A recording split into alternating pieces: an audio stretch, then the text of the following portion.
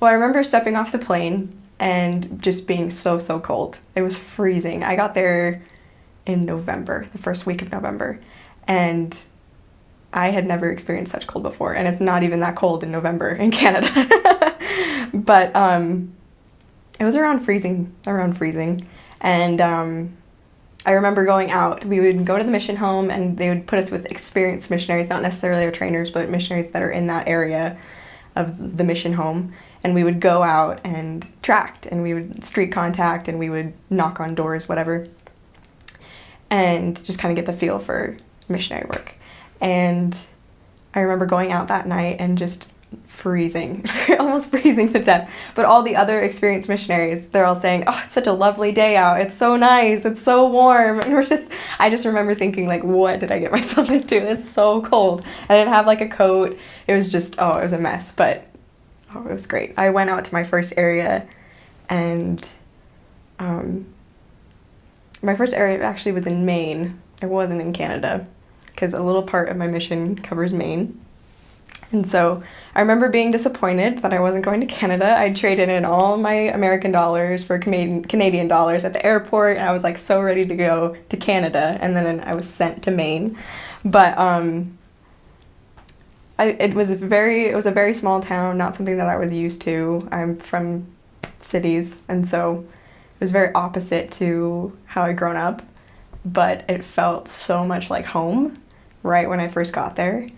And those people in that area just like became my family so fast, and I loved serving there. I served in such a small branch, but it was my favorite area, was the area that I was trained, and I'll always remember it. It was so wonderful. I don't know how to explain it. It was just so great.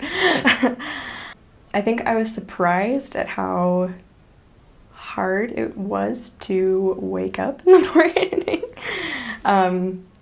And how, like, the sun goes down really early in the winter in Canada because you're so far up north, or in Maine, whatever.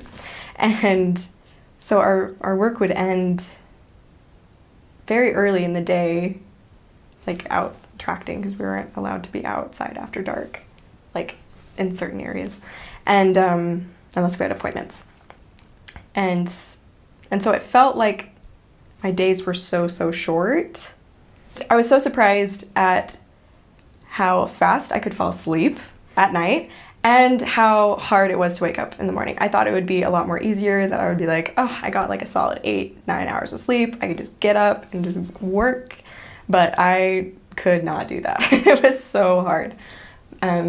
We had a obedience index in my mission. Like, we had to wake up, like, we counted obedience points. Like, if we woke up on time, if we had started our studies on time, and things like that. And it was a struggle to get perfect obedience, not gonna lie. And I didn't think that would be a hard thing for me. Going into it, I thought, like, oh, it's so easy to have perfect obedience. Like, I'll just follow the rules. I'll be fine. I'm not gonna be one of those apostate missionaries. But it was hard to be perfectly obedient, and that's okay. It's okay to screw up a little bit sometimes, but just don't beat yourself up about it so much. Well, growing up, I actually traveled quite a bit to other parts of the world and to many different countries. So I'd never been to Canada, funny enough. It touched us, and I'd never been there. So receiving my mission call, I did a lot of research. I heard it was really diverse, but I had never experienced the diversity there yet. So I remember flying into the Toronto airport, and it was dark and it was snowing hard. You could barely see the ground as you were approaching the airport. And I guess first of all, I remember thinking how much is going to change between now and the next time that I'm in an airplane leaving Toronto. But after arriving there, after the first few days in my area, I was completely blown away at the diversity that was there. I ended up, by the end of my mission, teaching people from over 150 different countries, which is very different than what you experienced growing up in Utah Valley here. But the first few days, I remember being so shocked that what I had experienced and grown up with in my little world here was not, I guess, the norm for so many people. There's so much more out there. The world is so much bigger. It was almost like culture shock in a way. And I know that I was still in North America in a society that was had a similar culture to the US, but it was such a shock to see people from different parts of the world more than I saw people from the United States or Canada, or to hear languages other than English much more than I heard English. It was almost frightening at first, but ultimately I learned throughout time that the principles of the gospel that I learned in primary and growing up through high school are the same and help people in the same way, no matter what part of the world you're from or where you're from. I remember being exhausted, so exhausted. We had to take 3 flights to get over to Canada, time difference of 3 hours. So by the time we got to the airport in the mission field, our mission president was so giddy, happy, energetic. He's sitting there wanting to take a picture of us in the airport, and I was dead. I was just like, oh my gosh, it starts. I'm so tired.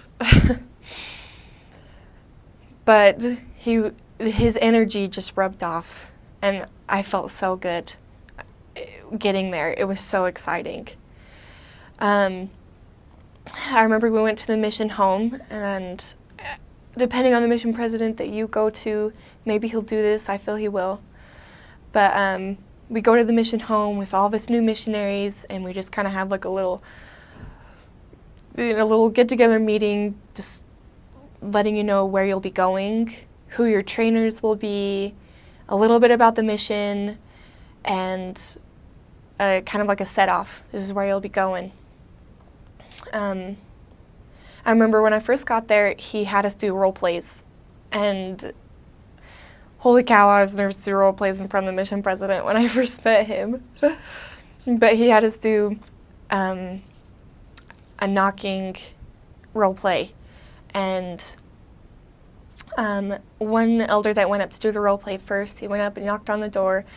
The mission president answered, and the elder, I think he was a bit nervous, but he was like, "Hi, I'm Elder so-and-so. I'm from the Church of Jesus Christ of Latter-day Saints," and then the mission president stopped him and was like, "Okay, let's rewind and let's slow down." He said something that stuck with me the rest of my mission. He said, "Let the power of the name of the church fold throughout your contact." So say the church's name slow and let its power show. And I never thought of the church's name bringing power or bringing the Spirit into something. But the contact completely changed as he slowed down and said, "Hi, I'm Elder so-and-so. I'm a missionary for the Church of Jesus Christ of Latter-day Saints." And when he said it that way, slow and powerful, the Spirit was so strong, and it immediately came to the contact. And I used that throughout my mission. I said the church's full name and slow, and it brought a lot of power to a lot of my contacts. Going back to my first night there, we were all given where we were going. Some missionaries were going here, some missionaries were going there. And I remember getting the area closest to the mission president.